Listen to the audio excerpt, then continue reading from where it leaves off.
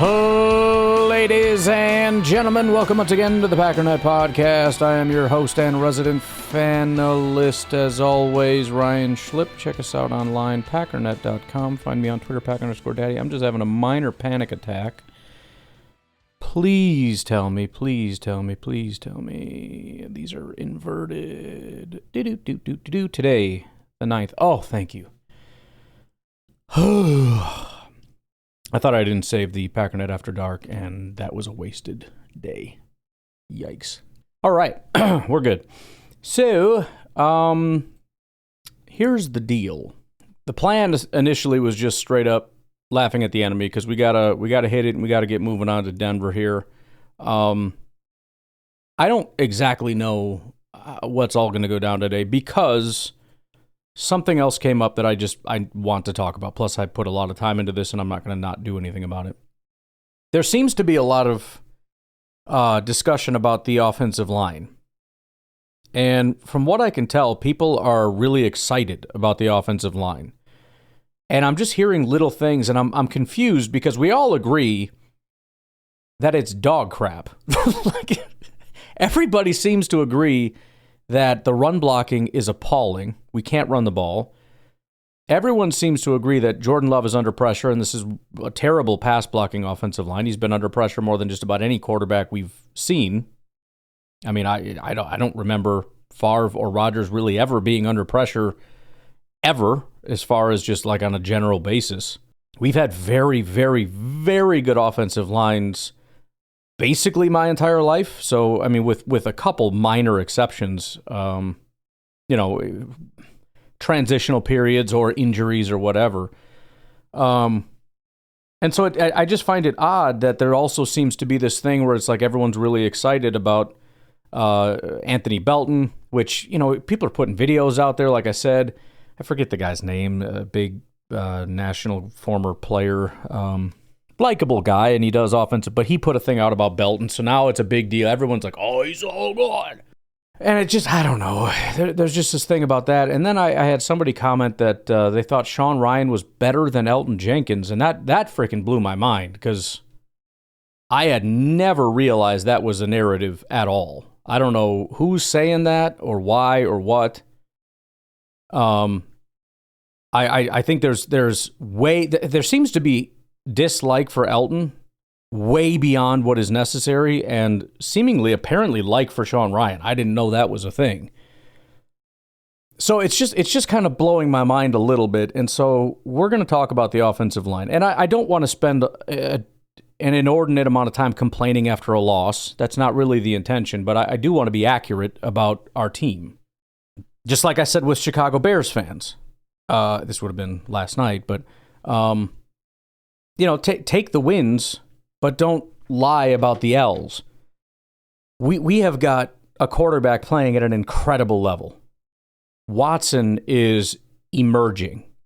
Reed is a solid receiver. I don't know exactly how to categorize him yet, but I'm excited about how he's going to look over the remainder of what's left of the season, God willing, that, there's no more injuries among those two receivers. Jacobs is a really good running back, even though we can't really see it because the offensive line blocking is dog crap. We'll get there. Micah is a monster. It's a song. It just popped into my head. You guys probably don't remember the songs, but I like I said, I have these on a playlist, so I hear it all the time. Micah is a monster, dominating every play. Javon Bullard is looking real good, and Evan Williams is solid, and McKinney is always solid, and there's a lot of stuff that's just good to great, fantastic. There's also some things that are really not good, and that's true of most teams, even Super Bowl caliber teams. They all have stuff that's troubling. That's the potential Achilles heel, the thing that you worry about. Then you have to overcome that or whatever. But I at least want to be honest about the situation.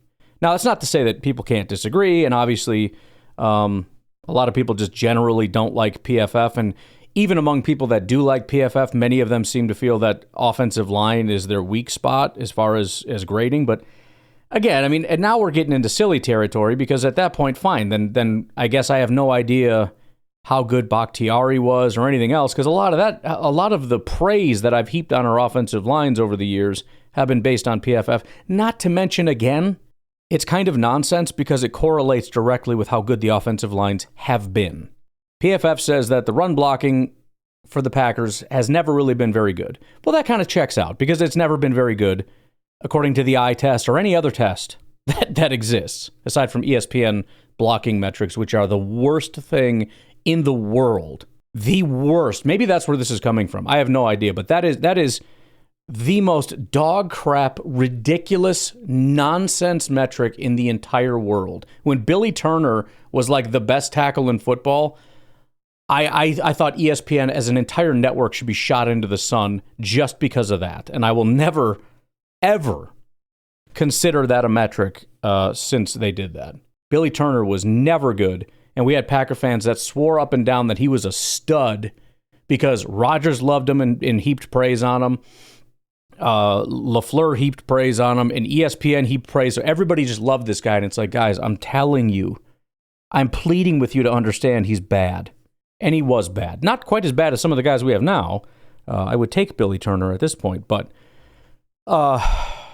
anyways, again, it checks out, you know. I mean, PFF said Bakhtiari was good. It seemed like he was quite good. And he said, you know, when they say people are good, they seem to be good. When they say the offensive line is good at pass blocking, our quarterback doesn't seem to get pressured very much. And, you know, so, I mean, we can say these things, oh, PFF is bad. Okay, I mean, you can say that.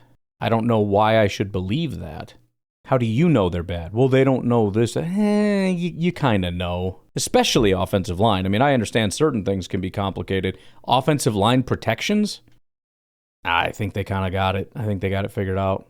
I don't think there's a massive amount of gray area that would make them completely far off on what exactly the grading should be. Now, I have said, and I will stand by this, but you know, I found a workaround here anyways. I hate how they seem to give the overall grades because the overall grades seem to weight much heavier toward the run blocking. And I'm sure they're not doing that, but we've gone over examples. It almost always is close, and it's not because of more snaps.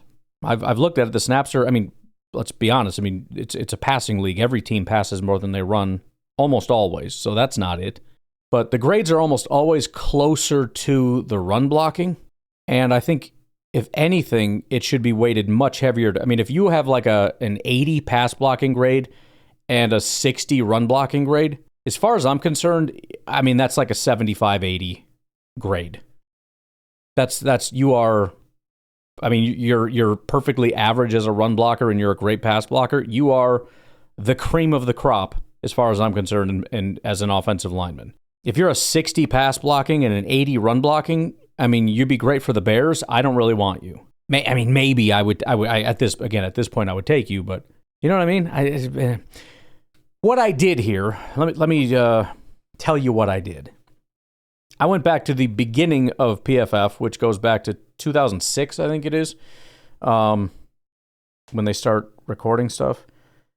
And I took down every single left tackle, left guard, center, right guard, and right tackle that the Green Bay Packers have had through that period.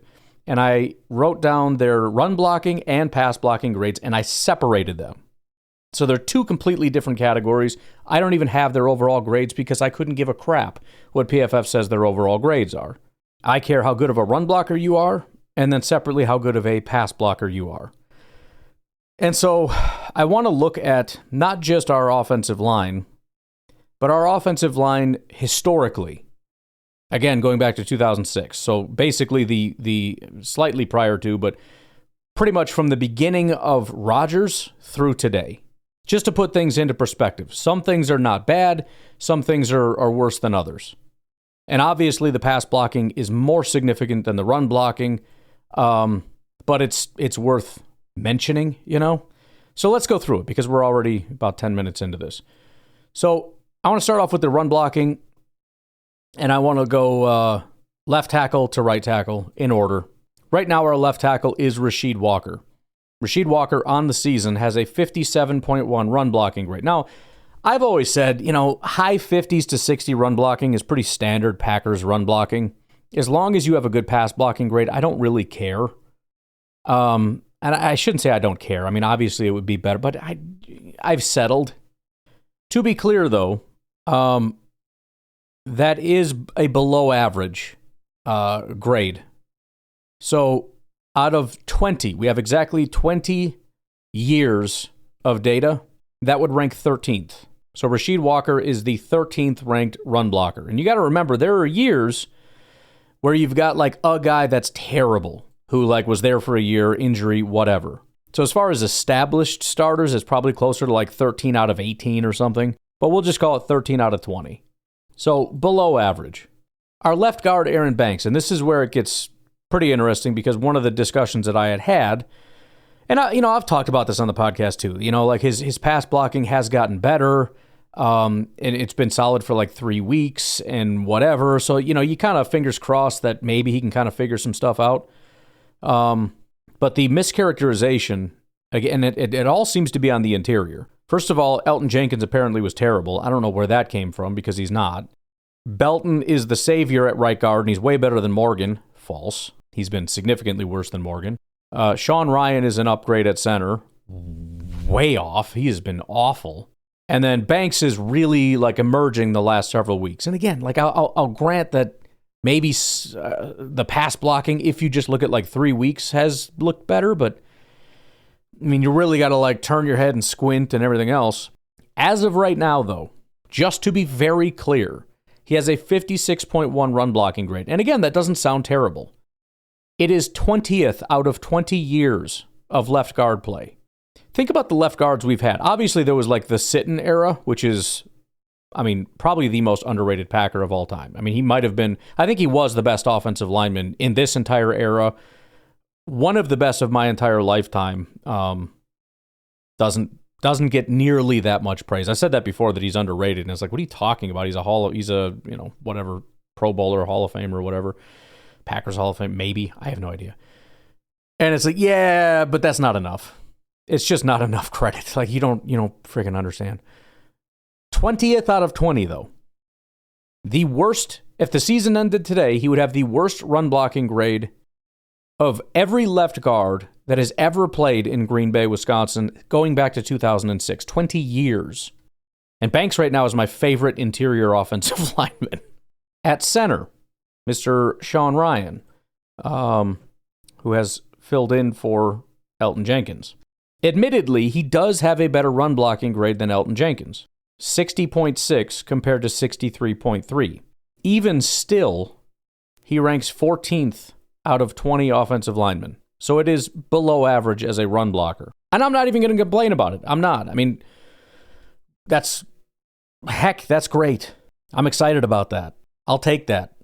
Not my issue with Sean Ryan. We'll get there. But just for the record, left tackle as a run blocker, below average. Left guard, worst run blocker in Packers history, according, since 2006. Center, run blocking is below average. Our right guard right now, not Morgan. Let's actually look at Morgan for a second. Morgan would be 51.4. It's bad. He would rank 19th out of 20.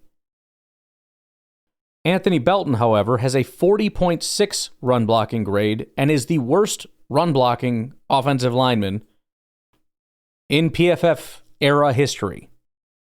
And to be clear, again, it's kind of a big gap. It's like, well, it's 19th and 20th. It's close. Yeah, if you just rank them. But it's 40.6 compared to 51.4. It's not close at all. Jordan Morgan was a significantly better run blocker than Anthony Belton. And of course, yeah, I mean, he could improve, of course. And I hope he does. But there's a big difference between I hope he can improve and he's been a massive improvement. He has been a shocking downgrade from Jordan Morgan. They put him in there because he's giant, and the Packers have this stupid thing going on right now where they're like, let's get the fattest human beings we possibly can because they're good at stopping the run and run blocking. That's not how that works. Belton's massive. He's obviously going to be a better run blocker. Okay. Fine. Okay, great. Currently the worst it's actually close. 2018, 41.6. Whoever that was, I don't remember. Not going to look it up, but Belton is worse.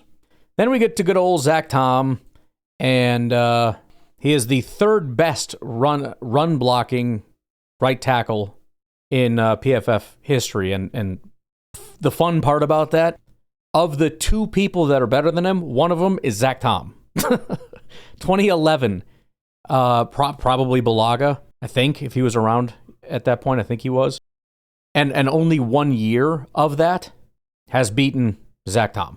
So it's unfortunate that the injury has kind of caused him to set back a little bit, and I hope he can kind of settle in and get back to what he was. But still, over the course of the year, he currently is the third best run-blocking offensive lineman, behind only 2011 right tackle and last year's version of Zach Tom.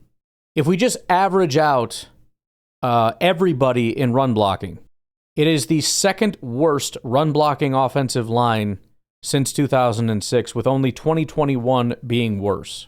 And honestly, the major difference is Zach Tom. Zach Tom and Sean Ryan is better than whoever the 2021 center was at run blocking. Might have been Elton, to be honest. Okay, so that's run blocking. The second most important thing we're going to look at, and this is an appallingly bad run blocking offensive line. One of the worst that any of us have seen as Packer fans, with specifically Aaron Banks and Anthony Belton being appalling. And then Sean Ryan and Rasheed Walker being below average, and Zach Tom being very good at it. We'll take a break. When we come back, we'll look at the pass blocking, and we'll see where that leaves us. We'll be right back.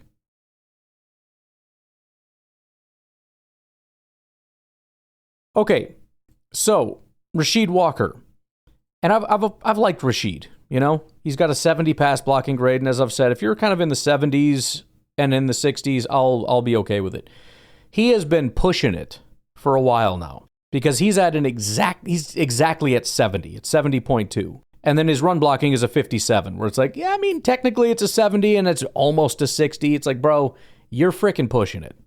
It's also worth noting that we have had almost nothing but elite left tackle play. And even Rasheed Walker has been good pretty much since he's been here. This is his worst year, I believe, as a pass blocker.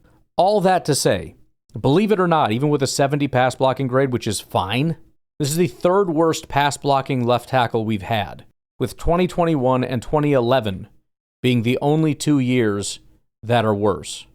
2021 was Yosh Nijman.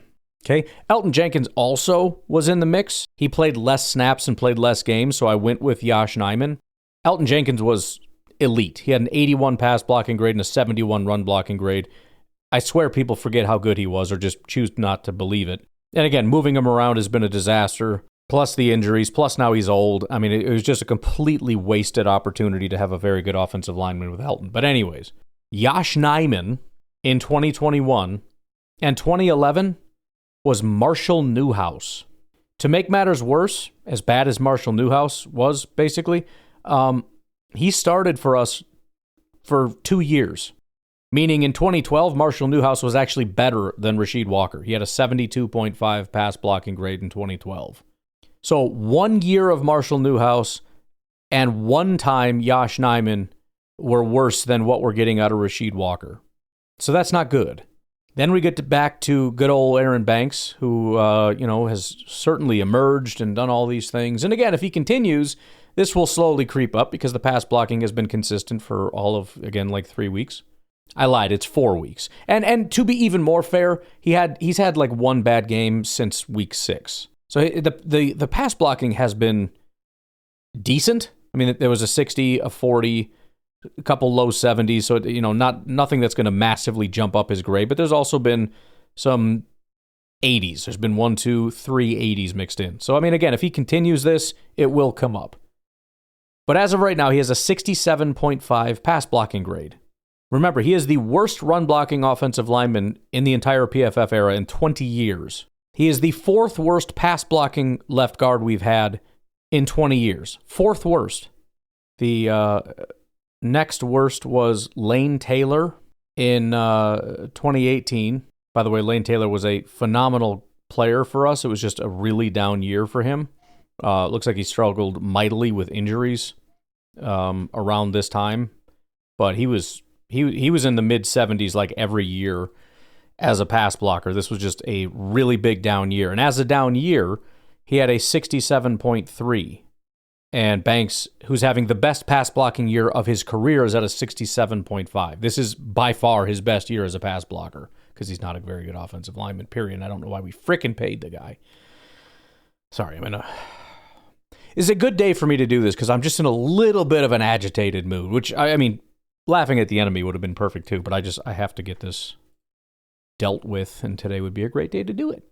The next worst was 67.1, so I mean, again, almost exactly the same, 67.5, 0.3, and 0.1 between these three. But this was TJ Lang, and again, this is 2012, very much a down year, presumably an injury, because he had a 67.1. The years surrounding that, so 1 year before and then after, were 83, 79, 87, 90, 92, 85, and 87. That's into going to Detroit. He was an elite player, TJ Lang was. This was just a really off year for him for whatever reason. Then you had 2009 Darren College. And again, a pretty big down year for him. Only one other year was worse than this. Otherwise, like 80, 70, 74, 69, 78, 77, 67. Those were his pass blocking grades over his career from 2006 to 2014 with three different teams. Not to mention, he had a period from 2007 to 2011, mostly with the Packers, where he was a dominant run blocker. So, again, I would take, of the three that were worse, every single one of them was just having a down year. They were significantly better pass blockers. And in the case of Lang and College, I think Lang too, really good run blockers, way better than what you're getting with Banks. So overall, right now, pending some, like him hitting some kind of a stride, and again, he'd have to be better than he's ever been because he was never good with San Francisco. He is the worst left guard we've had in 20 years. Then we got our buddy here, our center, if I can go back far enough here, Sean Ryan. Again, to be clear, it is being conveyed to me that Sean Ryan is some kind of an upgrade at something, and I don't know what. He has a 39.5 pass blocking grade. I'm guessing I don't need to tell you where he ranks. It is... There has only been one other year, ever, that there has been even a below average pass blocking grade. In 2023, 2 years ago, probably Elton Jenkins, I think. Maybe not. Elton was, I think he played guard most of the time. Runyon was the only other guy. It's not, 2023? It's not even right. Oh, center. I'm stupid. Josh Myers. I don't know why I thought I was looking at guard. I guess because Belton also is bad. 55.7. So basically average. Josh Myers was terrible, by the way. I mean, it looked like he was going to be good, I think, in 2022, and then just completely fell off. Josh Myers, who everybody was like, this is the worst person that's ever existed, he is 50,000 times better than what we're getting right now. His 55.7 PFF grade was the only time in 20 years, 18 years, that an offensive lineman at center for the Packers had a below 60 pass blocking grade. Sean Ryan is at a 39.5. He is 20 points, or whatever you want to call it, almost below Josh Myers, who was kind of just barely below average. Sean Ryan, right now, is the only bad pass blocking center. Bad. Josh Myers was below average. He is the only bad pass blocking center we've ever had. I'm just going to keep saying ever because, I mean, you tell me which center Brett Favre had that was bad. Maybe there was one for a year. I don't know. You want to talk about the 80s or fine. Yeah, sometime back then, I'm sure everybody was bad on the team back then. In my lifetime, it's not just that he's struggling a little bit. It's not just that this is horrifying. And no, Elton Jenkins had a 72.5 grade at center, which is still well below average. He would rank 16th. Elton Jenkins is not doing very well, and we know that. He's hurt and he's old, and like this in center, the center thing is not like the Hall of Fame thing that the team thought it was going to be. Should have just freaking left him at tackle a long time ago, but whatever. Just got to keep pushing him inside. He's just going to keep getting better the further inside you move him. Yeah, he just keeps getting worse, doesn't he, though? It's weird. Really frigged that up, didn't you? But even then, even hurt, old, out of position Elton Jenkins, who's just learning how to play center for the first time in his NFL career, had about 35 points higher in pass blocking than Sean Ryan. And yeah, Sean Ryan is like the worst pass blocking center in all of football right now. He's the worst the Packers have ever had. It's not just like, oh shucks, gee golly whiz, if only it could be tweaked a little bit, or he's not that bad. No, you're not comprehending how unbelievably awful this offensive line is right now in 2025. Which also should make you feel very good. The disparaging comments about our running back, you need to go away with that nonsense. We have an elite running back behind one of the worst run blocking lines in all of football today, in Packers history, going back, let's say 20 years. We'll leave it at that. Josh Jacobs is getting screwed, and so is Jordan.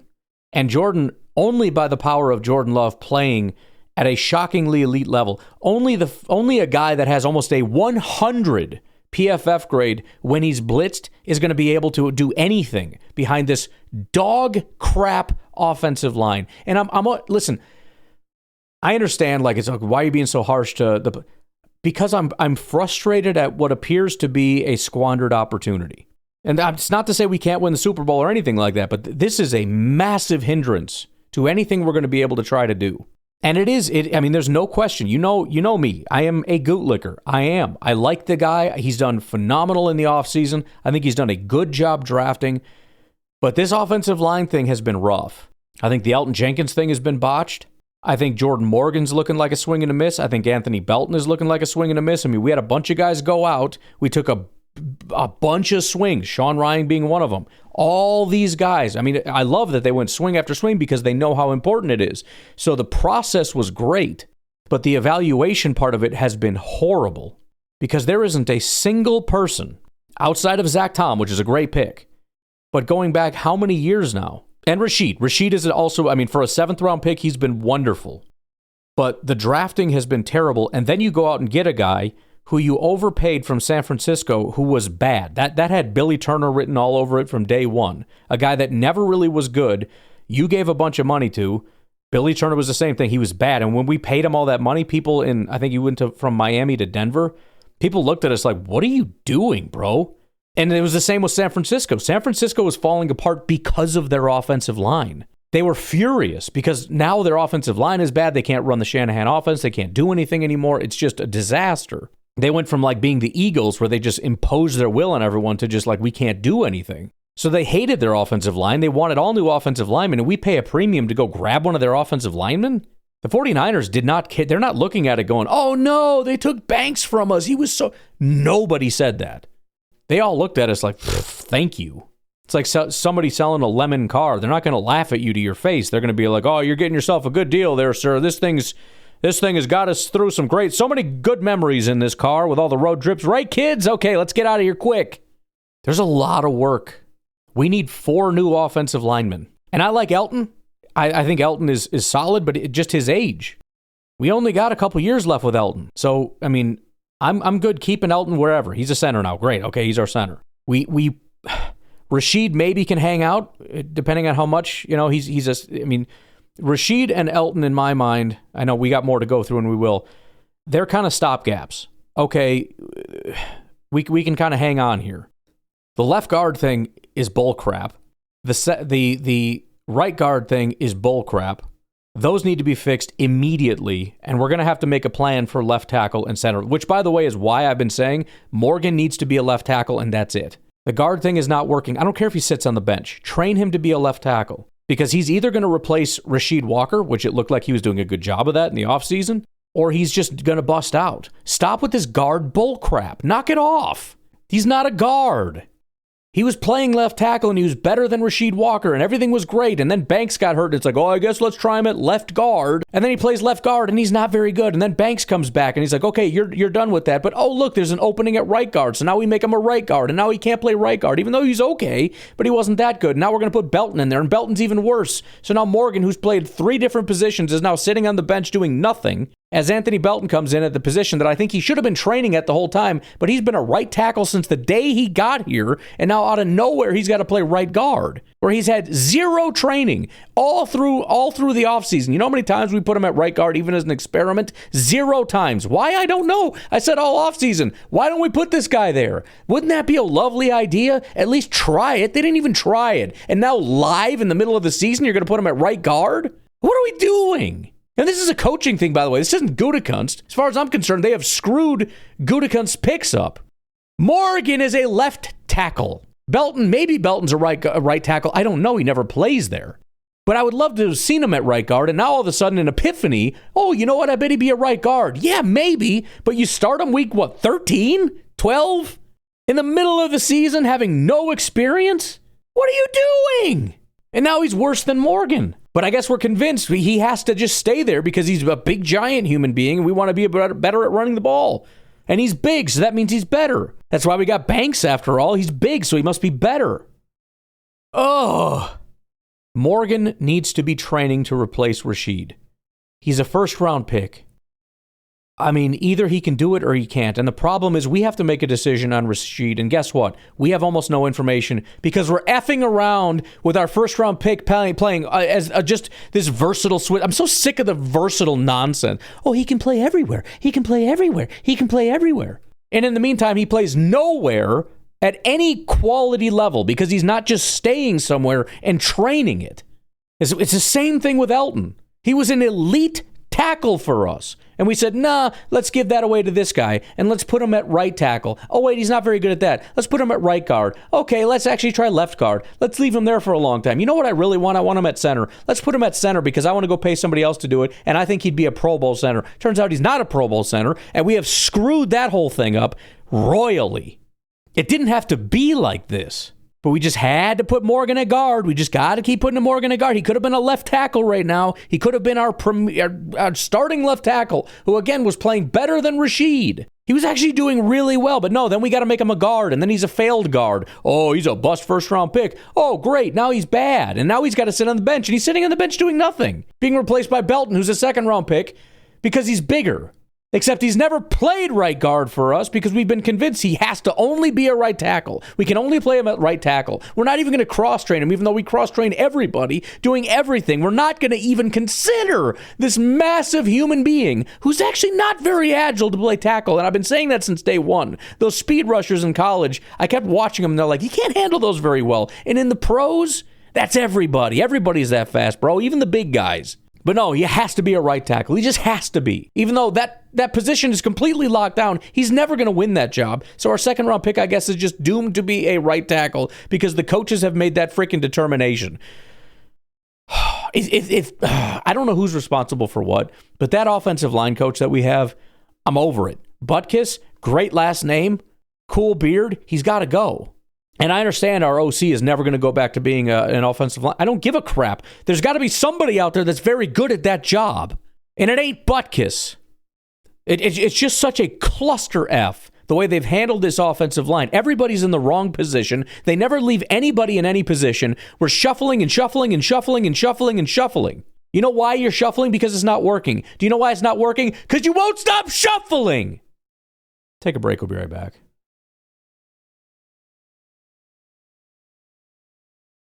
And so now we're trying to settle in, trying to figure out what the offensive line combo is. How about let's try this right tackle at right guard at the end of the freaking season? Yeah, that's a great idea. How's that going?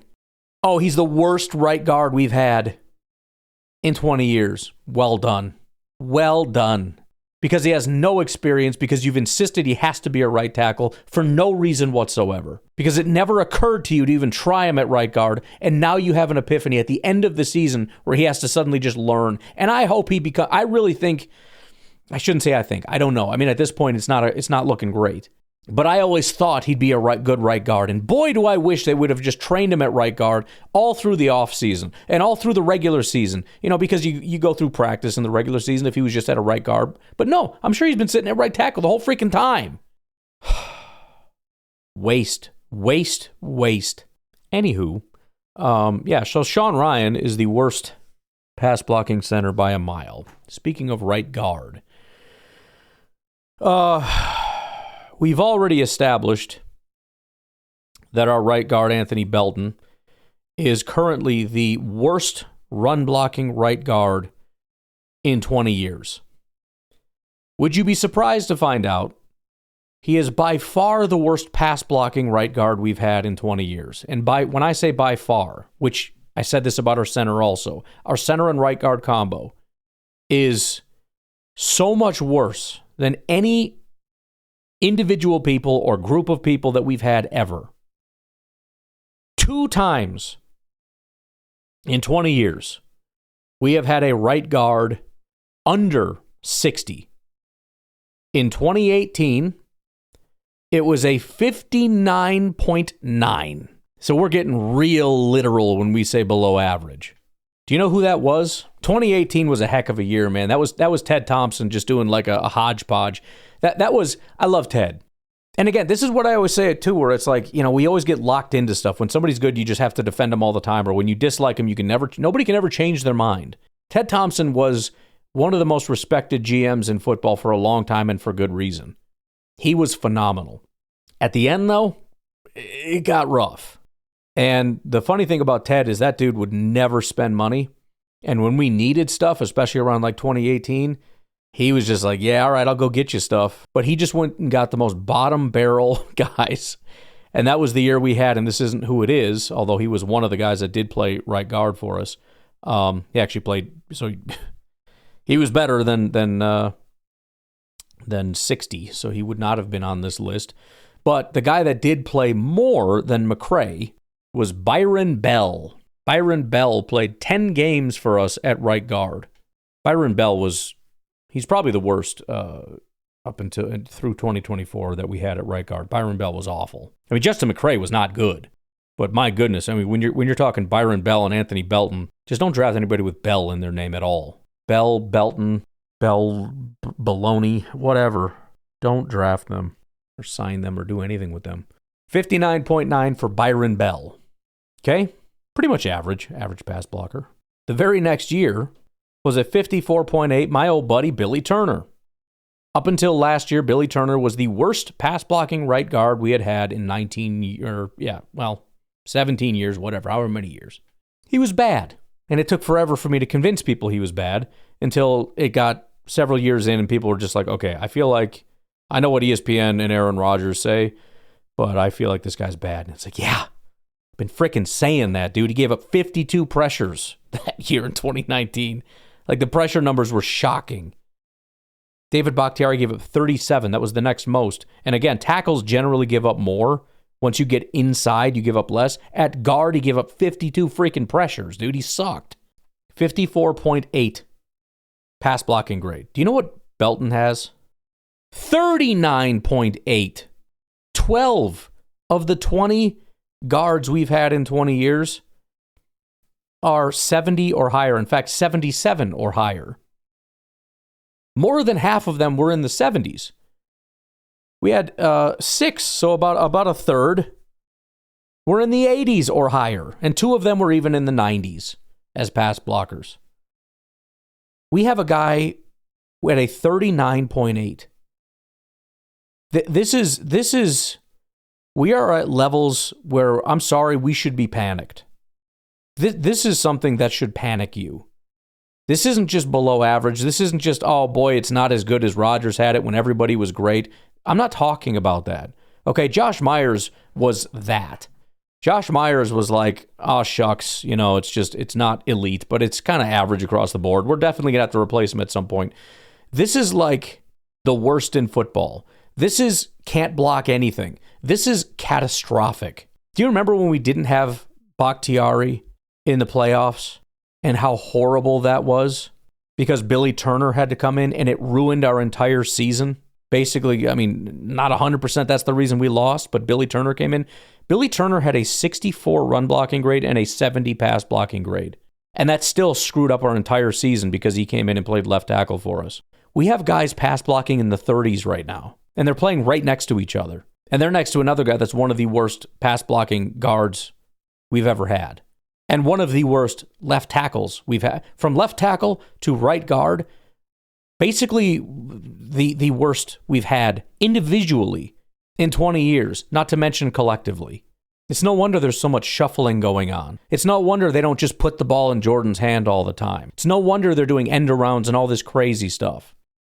Because they understand how serious this is, and we have to figure something out. We'd love to just drop back and launch it 20 yards down the field, but Jordan can't get 2 seconds in the pocket comfortable. This week, he actually was his pressure rate was like in the 30s, which is still relatively high for the Packers, but is great for what Jordan's been dealing with the last couple weeks. And it happened to be against maybe the worst pass blocking defensive line in all of football. So don't expect that against Denver. Don't expect that against playoff caliber teams. Don't really expect that ever again, aside from the time that. Don't expect that against Minnesota. Packers are a good team, and they have a great quarterback and receivers and all that stuff, and they got a smart coach, and they got a good run game, and they can figure it out. They've been figuring it out. But these guys have to get better. A lot better. And yeah, our left guard, Banks, maybe he can get better. In fact, he has been better, and if he continues, that grade will continue to go up. Still a bad run blocker, but fine. But our center and right guard, I don't have any expectation of them getting better. Sean Ryan has been doing this since he got here. He'll have like an 80 pass blocking grade and then like a 0 pass blocking grade. That's just what he does. And so I can promise you, we will not be getting through the playoffs with him just playing well throughout the whole playoffs. That's just not a thing for him.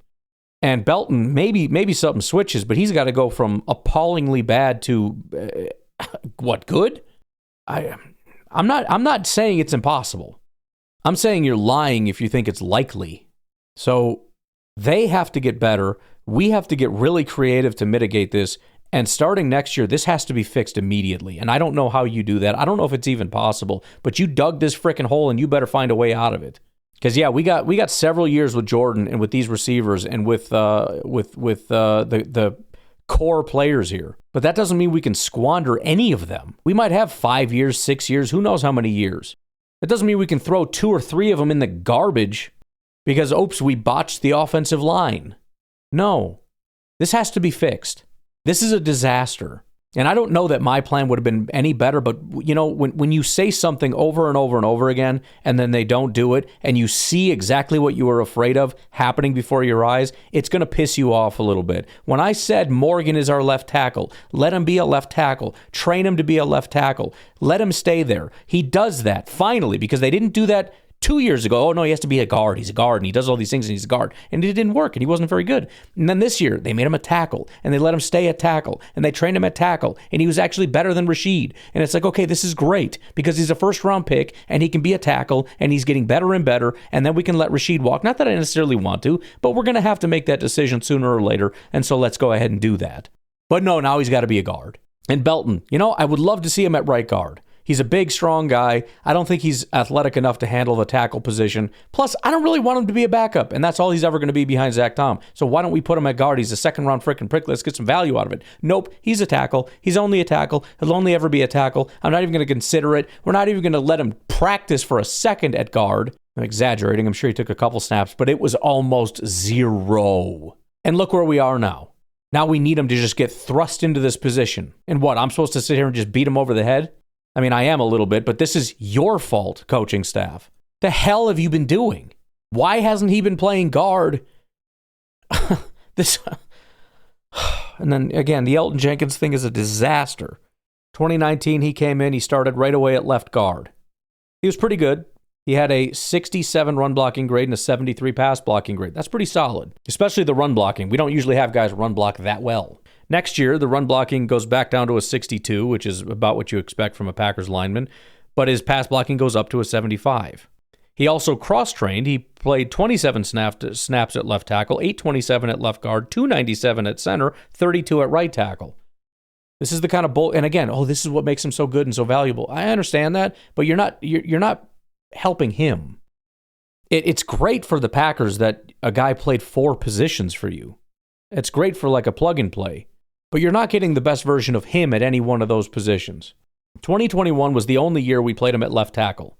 It was far and away, not even close, his best year ever. Wasn't close. 82 overall grade, 76 run blocking, 81 pass blocking. He was dominant. 2022, they put him at left guard, partially because David Bakhtiari's back, but also we're playing Zach Tom there. Also, we're playing Josh Nijman there. Everybody but the guy that, was really good at it last year. Why? Because we need a left guard. And this is the whole thing that's annoying to me. These guys, what we seem to be doing is let's go find versatile people. And then it's kind of we're using them as patchwork. Rather than saying Elton Jenkins is an elite left tackle. And I'm not saying over Bakhtiari, but again, Bakhtiari was injured, obviously. And maybe instead of Josh Nijman, or even Zach Tom, for that matter, Zach Tom also played 4 positions for us that year. Rather than saying, well, we have a need here, so let's use this versatile piece to patch a hole. He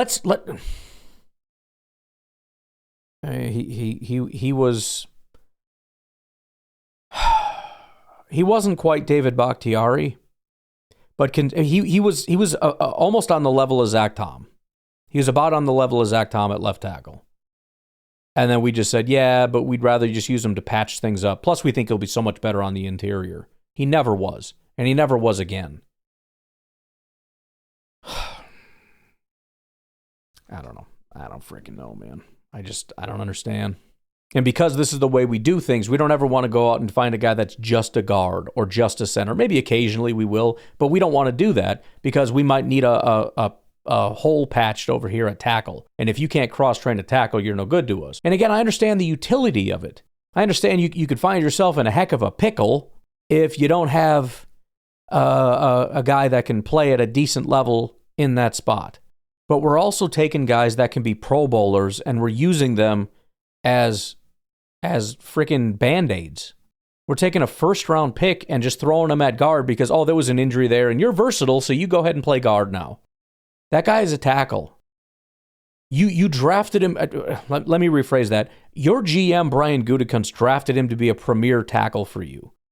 And you as a coaching staff are treating him as a stopgap, as freaking putty to patch up a hole. Maybe we should set our sights a little higher on first-round picks and not treat them as just like patchwork and treat them as we actually believe this guy can be a premier left tackle. We believe he can be the next David Bakhtiari, and we're going to drill that into him. We're going to train him to perfect a position. No, we got to cross-train him so he's ready to go at any moment to be a guard or to be a center or to be a tackle, and he has to be right or left. He has to be able to do all these things. Okay, well then he's never going to be great at anything. How many times did David Bakhtiari have to kick into guard? Never. Do you think Zach Tom is ever going to kick into guard now? Because that's how they used him at first.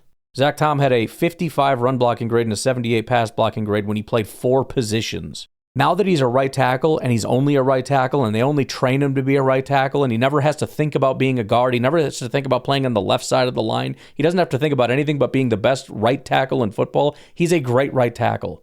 Do you know why Penei Sewell's never going to kick into guard? And we take a second-round pick and we put him at right tackle where that position is 100% taken and he'll be nothing but a backup right tackle? What the hell are we doing? And it takes until like week 12 to be like, actually, I wonder if he can play guard. And then we throw him in there in live action? Are you stupid? I understand not everything's going to be perfect. And I pound that into Packer fans all the time that whine about like, this guy's not good enough or we can't win because look at our linebackers. And it's like, no team is perfect. Every team right now, you can go look at any team, they've got deficiencies and you have to overcome those deficiencies. And I get that, but it's the self-inflicted nature. It's the fact that we had all these opportunities to get things right. And we just have been so devastatingly wrong for the last 2 to 3 years on offensive line that we've gone from having one of the best offensive lines to having one of the worst offensive lines. And that is catastrophic, especially considering it was an emphasis. The Packers specifically set out to get stronger in the trenches like every other team did Offensive line, defensive line. That was the emphasis. You know what the weakest points of our team are right now? Offensive line and defensive line. Don't get me wrong. Micah, well done. But you know what's frustrating? Again, I'm a Gutekunst guy. I get that. But also, you always have to adjust things. The thing that annoys me is that recently, if you look at all the best players on our team, the guys that we like the most, it's not the guys we drafted. I saw they had one of those things where, I think like Make-A-Wish kids or whatever will come in and they'll go to the facility and hang out with guys and whatnot. And they're all, pick your favorite player, your favorite Packer. Who's your favorite Packer? One guy picked Micah Parsons. The other one picked Josh Jacobs. We didn't draft either of those guys. We didn't draft Xavier McKinney. And it's just getting to the point now where more and more guys that are helping us are big splash free agents. And you can do that a little bit, but you can't build a team that way. There's a lot of Packer fans who've been saying for a long time that's, draft and develop is dead and this is the way we need to go. How many more guys do you think we can get? If we don't build to the draft, do you think this team isn't going to hollow out and go to zero real fast? Of course it will. You can only go out and get a handful of those big superstar guys. But the rest of this team has to be solid around it. And I'm sorry, you have to draft and develop those guys to have a full, well-rounded team. The vast majority of your team has to be drafted and developed. And then you can sprinkle in a couple extras. But the fact of the matter is the only big things we've added have been these big free agents, and it feels like the team is hollowing out around that. We got Micah Parsons, and everything else is hollowing out. We went out and took a swing at offensive line, which was not good. And look how much that's hollowed out. As people leave, what's backfilling it? Nothing. It's not all bad, but, you look at the corner position. We lost Jair. What's backfilling that? I mean, Bullard seems like he's kind of coming along, but that's not Jair. We went out and paid Keyshawn Nixon, who's a below-average corner. Valentine's a good hit, but he's like a Rasheed Walker hit. Maybe that's a little unfair. He's better than that, but I mean, it's one of those things you put a handicap on. For a 7th-round pick, again, a little bit unfair because he is quite good. I'm being grumpy, but it's less of me saying definitively this is what it is and more saying this is what's concerning me. This is the concern I'm having. We're starting to get desperate with these big swings, and it feels like desperation, and I understand why it would be desperation because I feel like the draft picks are not getting it done. And we've been saying this for a while. We get a lot of good, not greats. How many greats have we drafted recently? You could say Zach Tom for sure, although I am very concerned that Zach Tom has not gotten back to what Zach Tom was last year since he got injured. And the only reason I'm concerned is because we saw that with Elton, we saw it with Bakhtiari, we saw it with Rashawn, we saw it with Jair. These guys are very good. They get injured and you never see that again.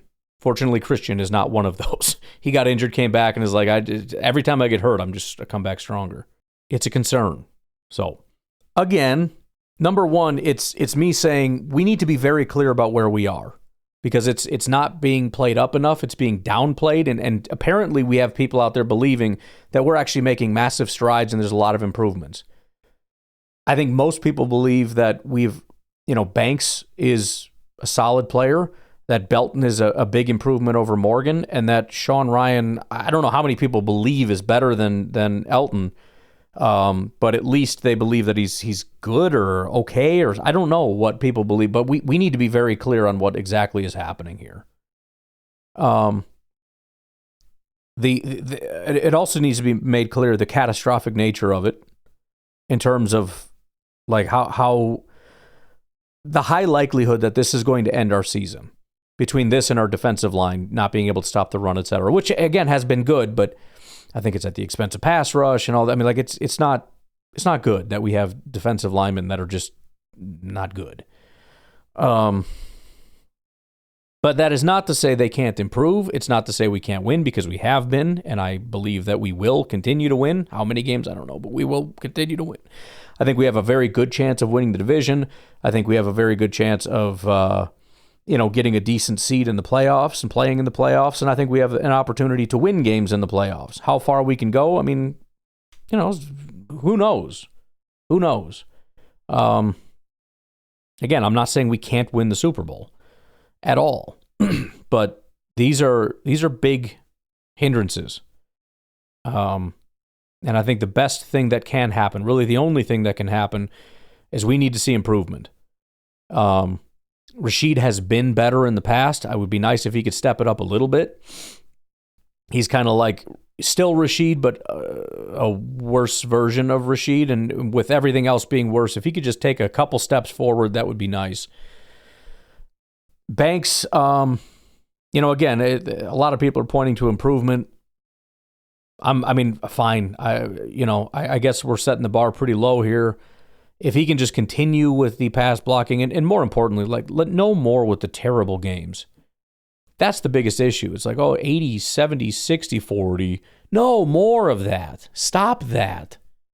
Stop that. You can't do that. When I say you're allowed to have off days or bad days, I mean no more. Instead of an 80, you got a 60. You're not allowed to have games in the 40s or 30s. That's not acceptable. That's not okay. You don't get to do that. So, Banks, we'll see. I mean, he's a experienced guy. He's a veteran guy. He seems to be improving some stuff. Add in, PFF isn't perfect. A little bit more improvement, and we can just call that settled. Zach Tom, he's still very good. Again, I'm concerned that he's not the Zach Tom of last year.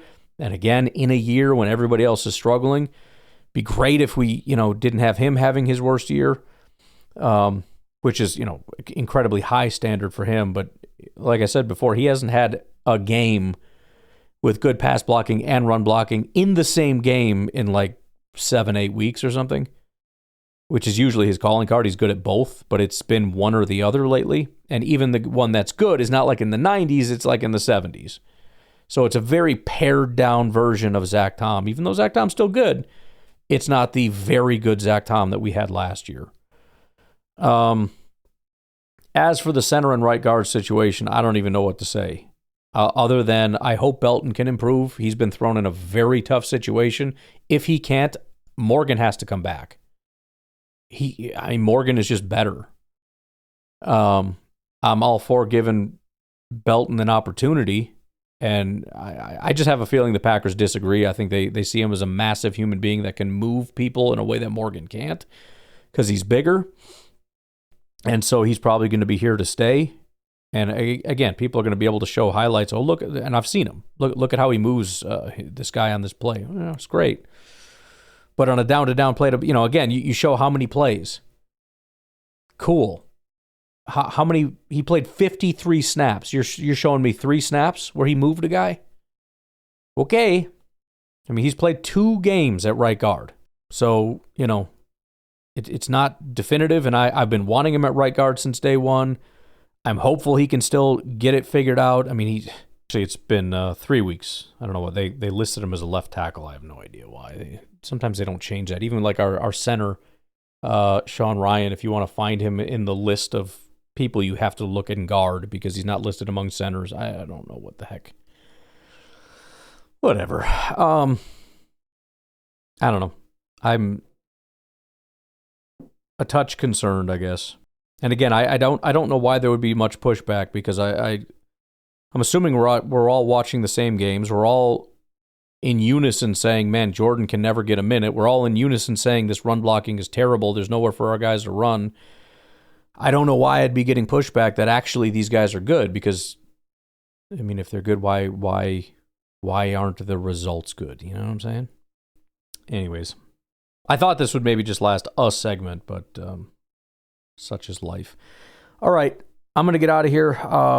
Tentatively plan for laughing at the enemy tomorrow, but I can never promise that. That's kind of a big ordeal, and if I'm short on time, we'll do something else, but... You guys have a good rest of your day. Sorry if I made your day worse. I try to be informative, and sometimes the information isn't positive.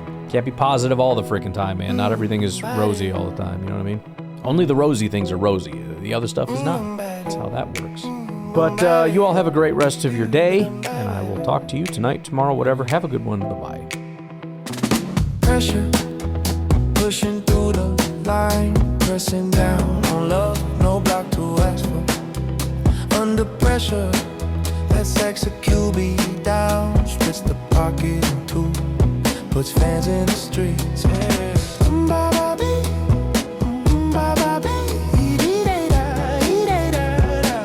That's okay.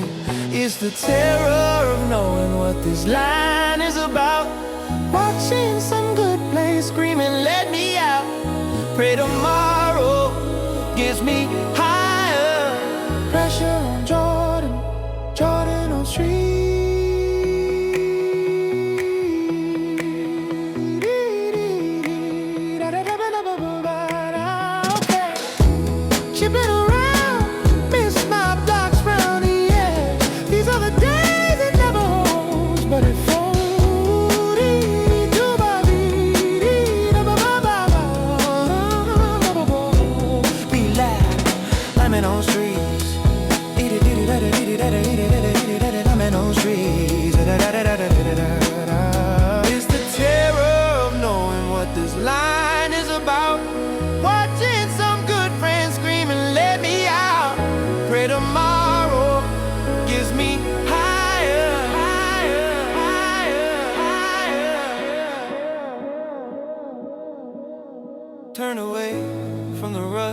like a blind man. Sat on the bench, but it don't work. Keep coming up with schemes, but they're so slashed and torn. Wow, wow, wow, wow. Woo! Blocks, blocks, blocks, blocks, blocks. Insanity laughs under pressure, we're breaking.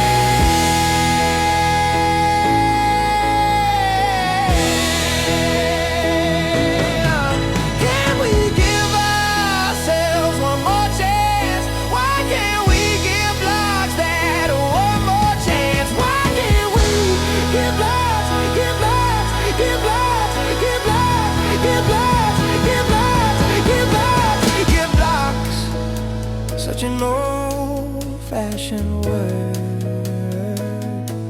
and blocks dare you to care for the QB on edge of the blitzing block.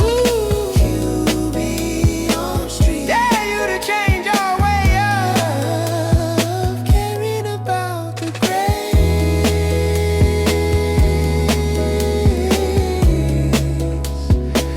This is our last dance. This is our last dance. This is ourselves under pressure, under pressure,